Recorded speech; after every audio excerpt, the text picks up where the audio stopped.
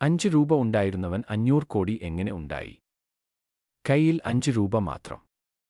ഇന്ന് 500 കോടിയുടെ കമ്പനി. ഈ മനുഷ്യന്റെ കഥ കേട്ടാൽ നിങ്ങൾ ഞെട്ടും. 1980 ലബ്രിഡയിലെ ഒരു ചെറിയ ഗ്രാമം. മുഹമ്മദ് എന്ന 18-കാരൻ. അച്ഛൻ മരിച്ചു. വീട്ടിൽ കടം മാത്രം. കയ്യിൽ ഉണ്ടായിരുന്നത് 5 രൂപയും ഒരു സ്വപ്നവും മാത്രം. ആദ്യം അവൻ ഒരു തട്ടുകട തുടങ്ങി. പക്ഷേ മഴ വന്നപ്പോൾ എല്ലാം നനഞ്ഞുപോയി. കടം കൂടി. ആളുകൾ പറഞ്ഞു, നീ പഠിച്ചതൊന്നും കൊള്ളില്ല.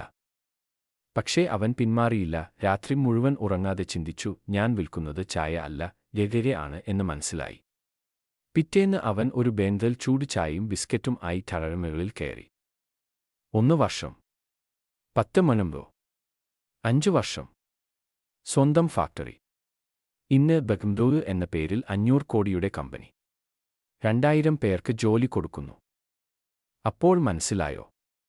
പരാജയം അവസാനം